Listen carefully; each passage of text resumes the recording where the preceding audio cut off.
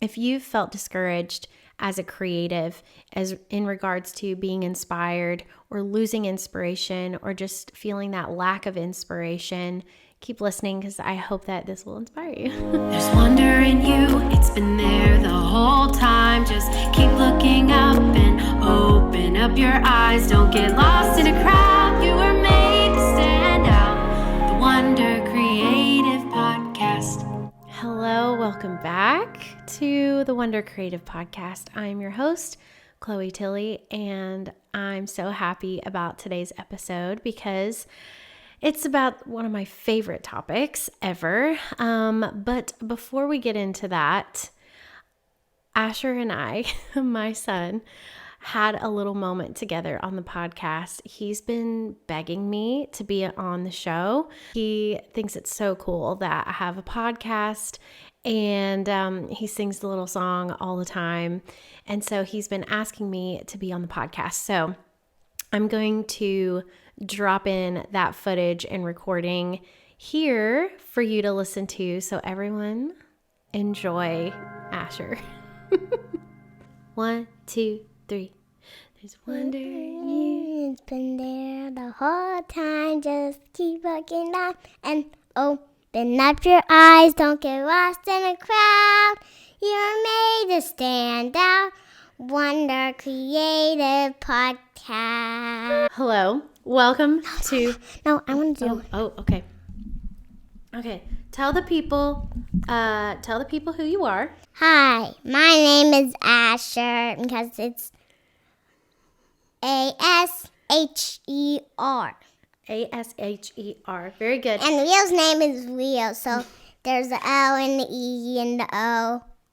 And that spells Neo. That's right. Okay. Let's not be too loud. Let's not be too... Okay. Thank you. Let's not be too loud because it can be very loud for people's ears, okay? Okay. Okay. There you go. Just talk normally. So, how are you today, Asher? Very good. Very good. And what did you do today that was really fun? Ha!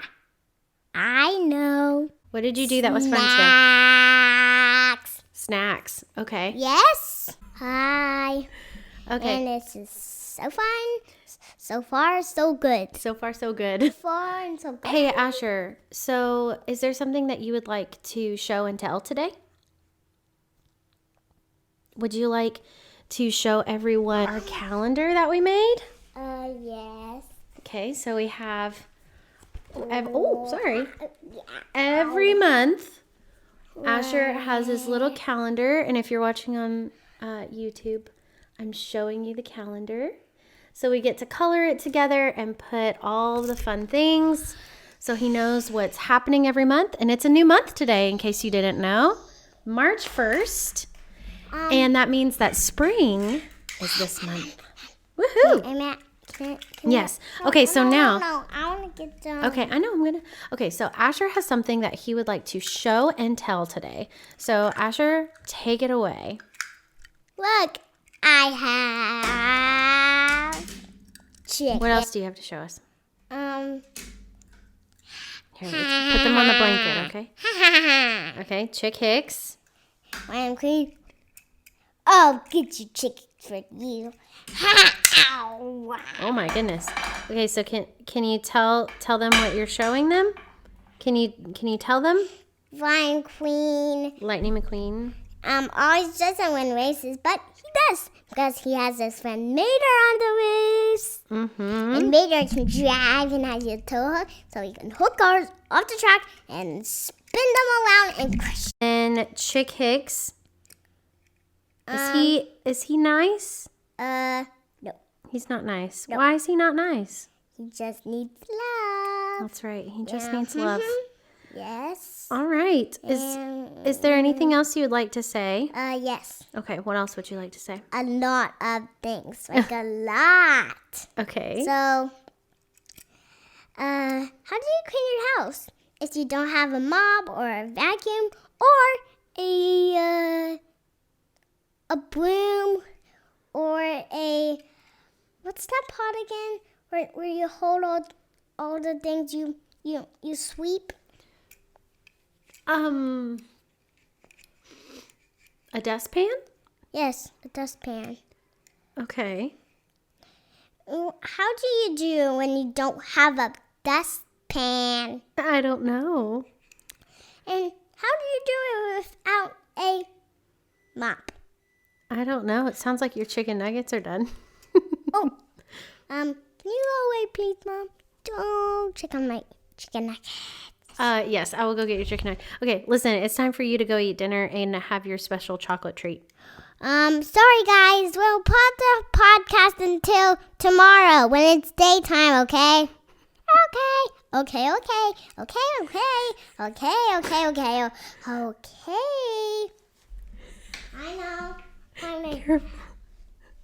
I know. It's not my podcast, it's Mommy's podcast, but I'm here and you won't believe it. So, doo-doo.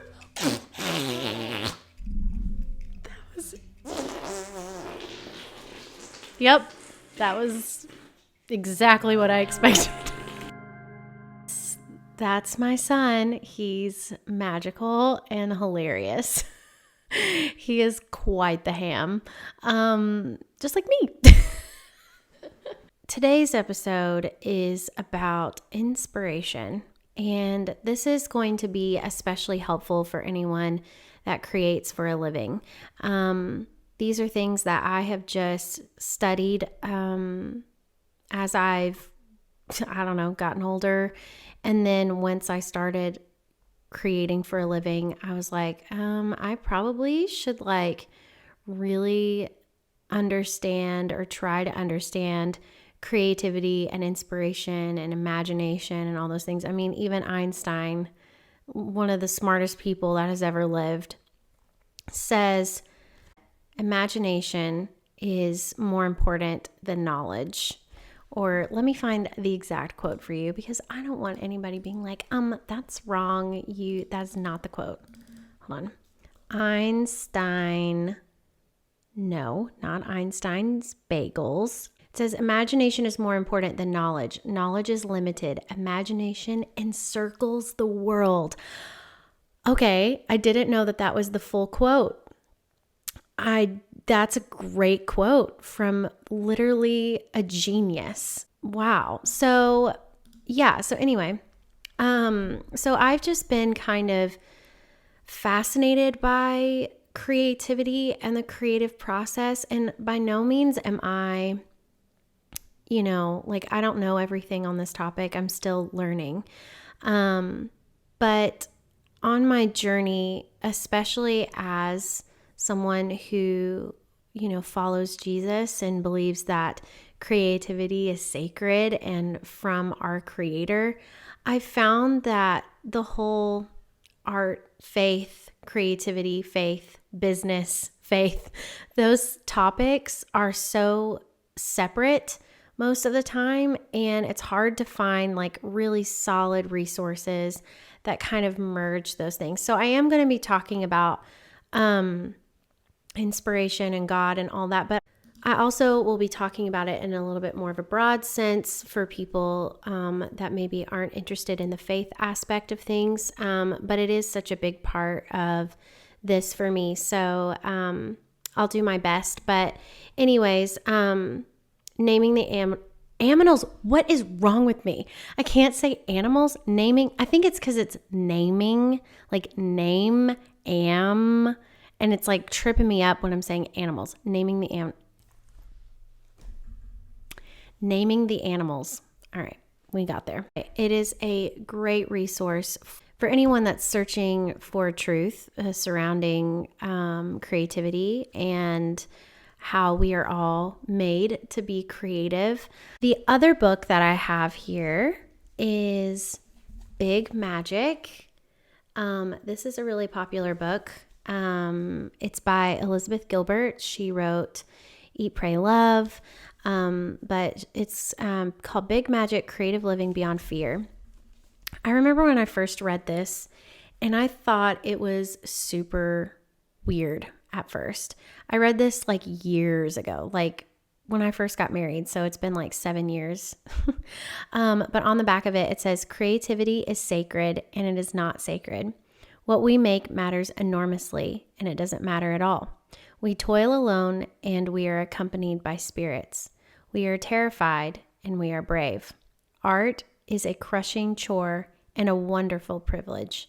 The work wants to be made, and it wants to be made through you. Very interesting perspective, and I think it's interesting that she says creativity is sacred, because that's language that I also use, but I didn't realize that she said that first, I guess, until today. Like, I didn't even think about reading the back of the book until today. But her whole thing is, I remember reading this book. It's been a while, so I haven't read it recently, but she kind of talks about how she had an idea for a book, and she kind of put it off. And then next thing she knew, she met up with a friend, and that friend had the exact same idea for a book that was like exactly the same, like down to the details, wild. And she believed that like that idea came to her and she didn't pursue it, so it found somebody else. That kind of like merges me into this study that I found. So, oops, I keep freaking hitting the mic. Sorry, guys. It kind of is a nice little segue into this study that I found. And then I want to read an excerpt from Naming the Animals here in just a second. Wow, I said it, go me. So I did some research about inspiration. I wanted to share it with you because I feel like a lot of times as creatives, it's like you're either inspired or you're not. And you kind of have to chase inspiration. It's like, it's like floating out there and you have to try to just find it when you can. And I believe that inspiration is something that you can access always. I believe that we can live in a state of constant inspiration. But basically, let me get back to what I was saying before. Wow. I really wanted to make this podcast as just like kind of just starting the conversation on creativity and what it means to like really live a creative life and to create for a living and how to do that. And again, not something that I necessarily have the answers to, but something that I am studying and I want to have more conversations about. And that's where I want to have guests come in and us just chat about these things. So I'm really eager to kind of dive into all of this. So this is a study from the Harvard Business Review, and it's called Why Inspiration Matters is what the article is, and I'll link it in the show notes for you. But they did this study. Their names are Todd M. Thrash and Andrew J. Elliott, who did this study, and they discovered the inspiration scale. And basically, this measures the frequency with which a person experiences inspiration in their daily lives. So in the article, they kind of open up talking about inspiration, and they said this quote, which I thought was really interesting. It says, talking about inspiration, it says, "This moment of clarity is often vivid and can take the form of a grand vision or a quote unquote seeing of something one has not seen before, but that was probably always there." Which is interesting because in both of these books that I shared, they both suggest that creativity is within us already. So Elizabeth Gilbert, who I don't believe she's a Christian. She's obviously very spiritual, but anyways, her whole thing is like the whole idea of there's like treasure within you that is waiting to be uncovered by you. Like it's always been there. You're just kind of discovering it as you live your life. And then in Naming the Animals, he dives deeper into the whole idea of us, being creative because we were created by our Creator, who is the ultimate creative being. And so anyways, so two, very different people and probably very different worldviews, but still kind of coming to the same conclusion about inspiration and creativity. Those 2 points of view plus this this study, I think, is just all very interesting to me. So I hope this is going to interest someone. But in the study, they found that inspired people were more open to new experiences and reported more absorption in their tasks. People were more open to inspiration. People who were more open to inspiration are more likely to experience it. Inspiration is something that happens to you and is not willed. Inspired people have a stronger drive to master their work and are less competitive.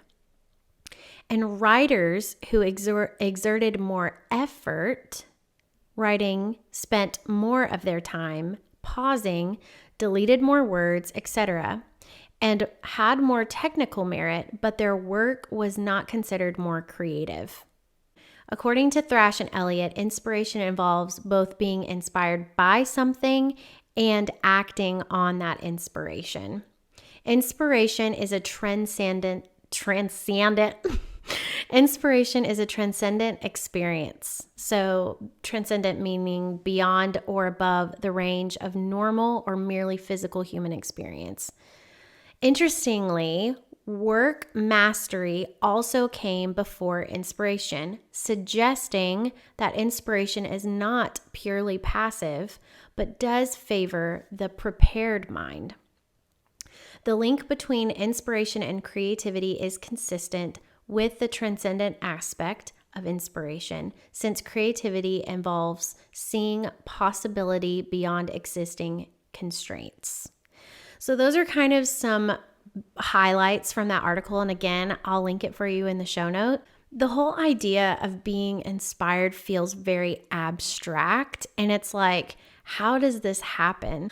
For me, I'm constantly inspired by lots of different things, but I think it's because I live very open. And I've always been that person that gets very excited about things that people normally don't get excited about. And people have, tried to make me feel weird for getting excited about things. And that was like a big thing whenever I was younger and in high school. And then as I got older, I was like, why should I feel shame for being excited or being happy about something, especially given like all the crap that I've gone through in my life? Like, I'm going to be happy and I'm going to be excited. And I'm sorry if that bothers you, but you should probably find your own happiness and your own inspiration. So anyway, sorry, tangent, but so the other thing that I wanted to read from Stephen Roach, so kind of, bringing like the faith aspect into things. So he talks about inspiration in the second chapter of Naming the Animals, and he opens up by this quote from Picasso, and it says, "Inspiration exists, but it has to find you working." Very interesting, because again, in the study that we found from Harvard, they said that work mastery also came before inspiration, suggesting that inspiration is not purely passive, but does favor the prepared mind. And Picasso says that inspiration has to find you working. So very, very interesting. Very, very interesting. So he kind of opens up in his book, Stephen Roach, he opens up talking about how inspiration means breath or spirit. The Latin word for inspiration means to breathe or blow into. So inspiration as we know it is intimately related to receiving from God. He goes on to talk about, I'm going to read this little excerpt. I love this. It says, "Of course, not every moment of life is euphoric. Inspired or not, the bills are due and have no regard for our epiphany. The sick relative still needs a ride to the doctor, and the air conditioning needs to be fixed. However, Even the most ordinary days and the most ordinary objects can glow with the residue of heaven. The mundane itself can offer extraordinary inspiration for those who have trained themselves to see with new eyes. Perhaps inspiration is more of an approach to life than a lightning bolt of ideas. It is an attuned way of seeing and responding. Inspiration isn't a matter of waiting for goosebumps before we get down to work. Receiving inspiration can be a learned discipline as well as a moment of unexpected euphoria. He goes on to talk about creation, inspiration, contemplation, action, limitation, beautification, glorification, and then the conclusion. It's a great book. It's very small. But anyways, if you are setting out to create for a living, you are going to have to learn a new way of life. And that means you are going to have to see with new eyes, just as the book said. You can't rely on inspiration to come and go, and just when you feel inspired, that's when you create.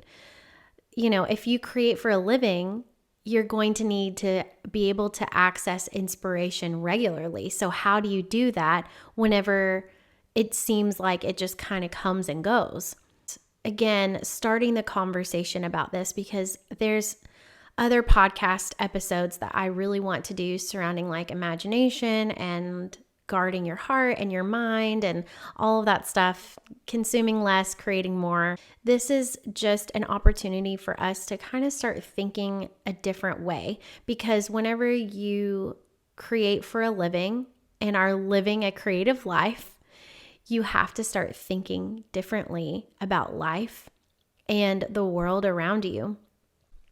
I really believe that as creatives and artists, it is possible to not ride a roller coaster of creativity and inspiration, but rather live in an inspired state of mind, ready to create at all times. I think creating for a living can be hard because it's so a part of you. And I think a lot of times people look at creatives, artists or designers, and they diminish the work that they do because they don't see it as problem solving. They don't see them for really great thinkers. They see artists and creatives as like, woo, like, oh, you draw, and it's like, no. And, for me as a designer, I'm so much more than just like playing around on my computer, like it takes a lot of skill. It takes a lot of problem solving, thinking through tremendous amounts of research. So we don't really view creatives in the most accurate way that I think that they should be viewed, which is brilliant minds. We have to think a new way. We have to change the way we think about the world. Again, you constantly are having to access creativity and inspiration. You're just having to constantly think in new ways. And so one of the things that I really care a lot about is making sure that we are protecting our minds, because that's where all of the creativity and inspiration is happening, right? Our minds and our hearts. If you don't have boundaries there, then you're probably experiencing burnout. You're probably feeling unfulfilled in the things that you're creating. You're probably feeling stuck or in a creative rut. I remember one of my first jobs that I worked at, we were trying to come up with a deadline for a pretty large creative project.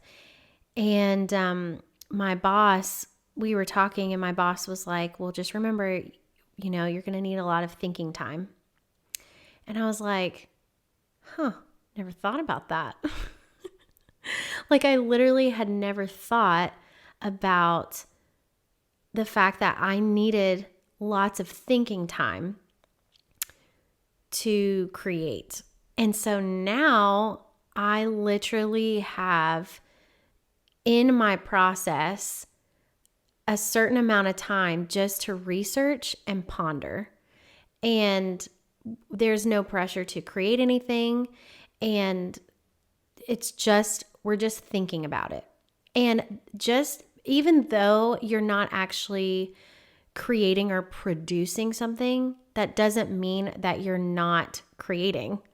These 2 books that I shared at the beginning, something that they talk about is creativity being so much more than what you make, but how you see. And so if that's true, then thinking is creating. Seeing the world in a new way with new perspective is creating. It is possible to always be creative. And I believe that creativity is available to all of us. You're not creative. Everyone is creative. You just need to find the way that you are creative. Whenever my boss said that to me is whenever I had this realization that creativity requires input before you get the output. And that was such a big revelation to me. And so again, now I have it totally, involved in my process as a creative, as a designer. And it's made a world of difference. I even have sessions where I come in, to a creative session and I say, there's no pressure to arrive at anything, to create anything that I'm going to present to anyone. We're just going to explore.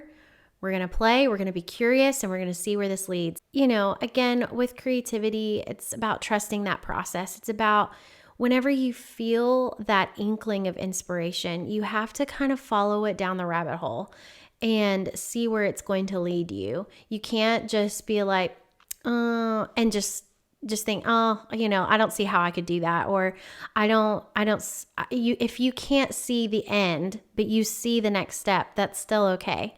You still probably need to kind of follow it and see where it's going to go.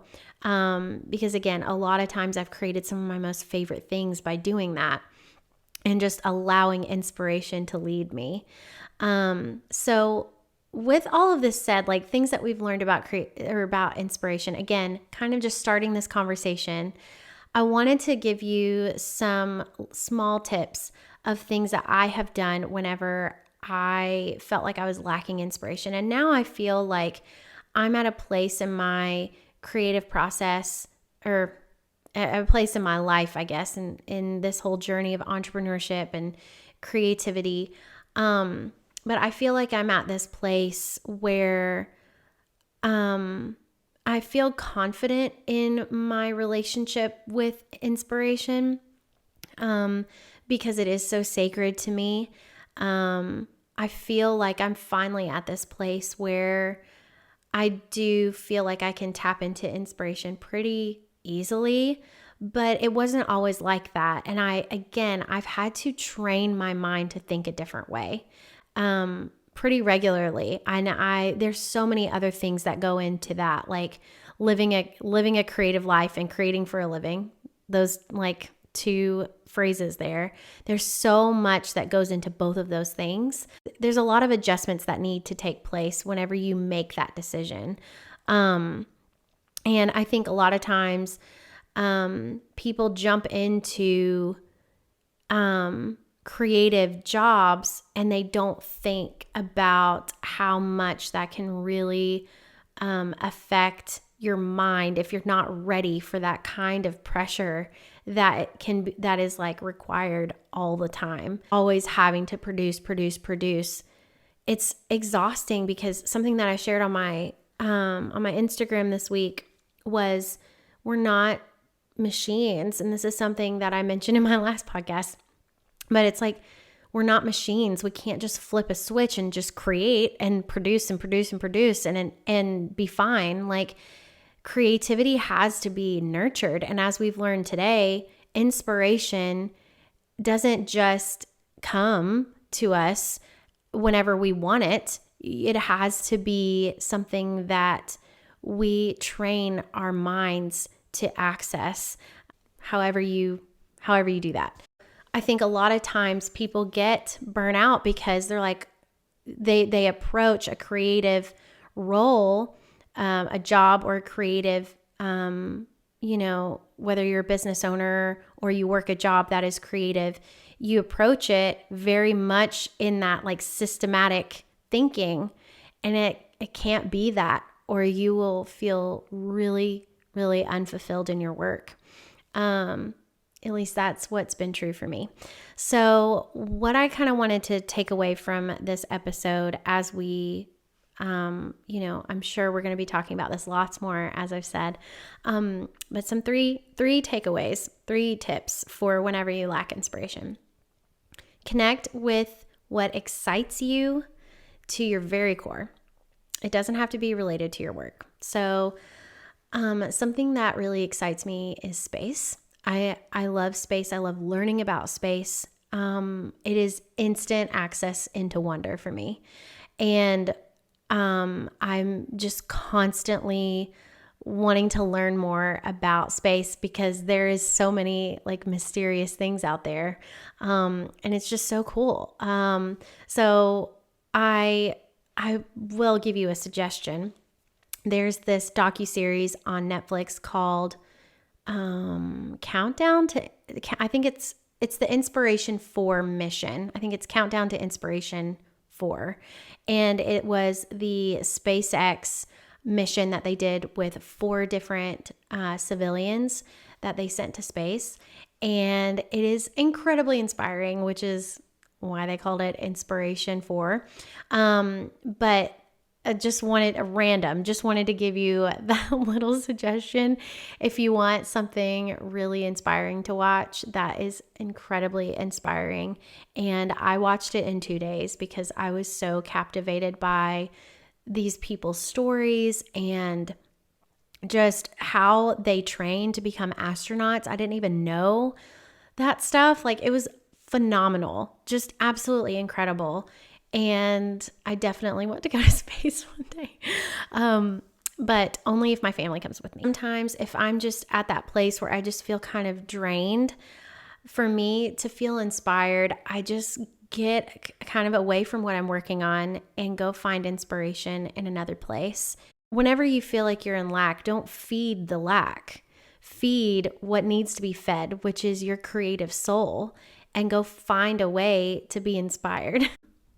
The other thing that I wanted to say, big one, this is probably one of the most important things ever, I think, for a creative, and that's to consume less to create more.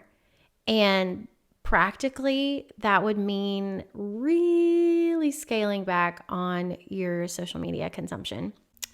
If you are consuming so much, you're not really creating space for those ideas to really take form and to take up space in your mind. And so I think cutting out the noise is a really big deal. And going back to what my boss said, you need lots of thinking time. You need lots of space. You need to be bored. Boredom leads to imagination. You need to kind of like create that space in your mind. Okay. Way back whenever I first started Wonder Creative, I had like a whole creative challenge thing that I did, but I archived the posts, so I can't find them on my computer right now, and I'm filming on my phone. So if I like find them and they're decent, I'll post them, because I think there's some good things in there, like, be bored. It leads to imagination. Be around a child. They are always creative, which that's a whole thing in and of itself. Like, whenever I'm around Asher, he is the most creative little being. And I think it's because he doesn't feel any pressure. He just leans into his own ideas. He doesn't compare himself to anybody. Like, he is so free in his creative process. And so I pay a lot of attention to him whenever I'm with him in that regard, like whenever he's creating or playing. it's so inspiring to me. And I know the closer I get to that inner child, the more I will find so much joy in what I create, and it will be so aligned to who I am as a person.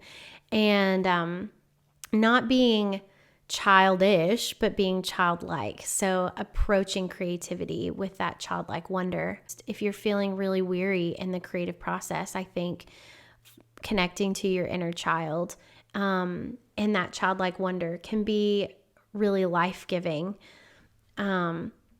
Okay, so consuming less, create more. Rather consume less and think more. Give yourself space to think, to explore, and then try something new. Open up your mind to just get outside of the monotony of what you do day to day and try something new, whether it's related to what you do or not. I think no matter what, inspiration is fuel for your mind, and so and for your creative soul. So if you are feeding yourself inspiration in any way, I feel like it will give life to whatever it is that you create. And so sometimes trying something new, whether related to your field or not, can be a life-giving process. Of course, I use Pinterest. Of course, I find inspiration through other designers and things.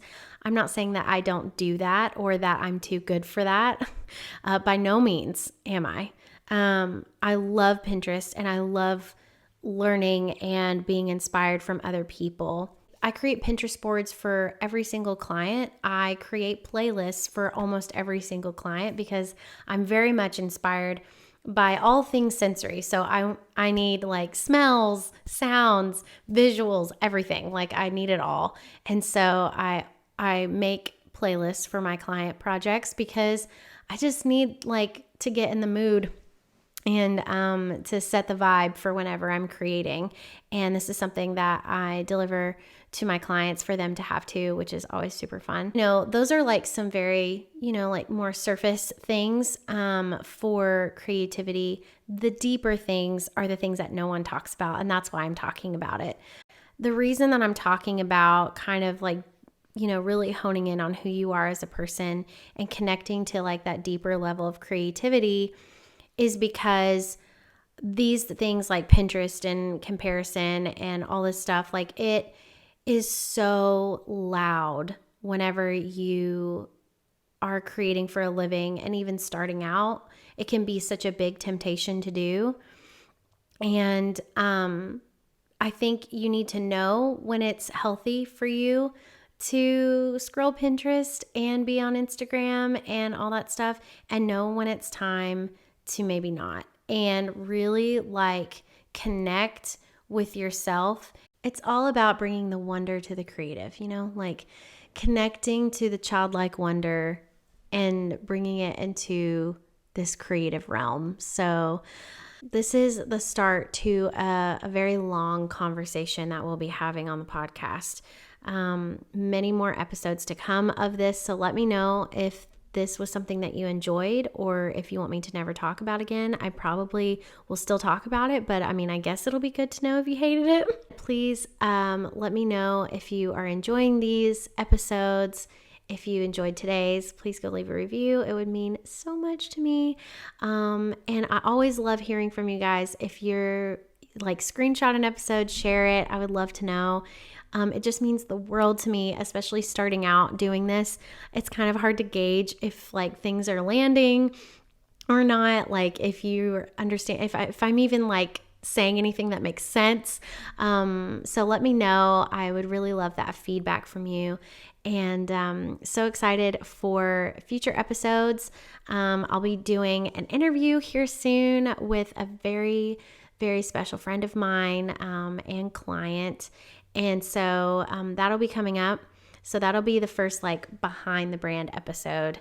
And I'm really excited about it. Maybe let me know if you have any guesses of who it is. Anyway, I hope that this inspired you today to think in a new way, to think differently about how you create, to connect deeper to your creative process and your inner child, and to give you permission to create the way that is authentic to you.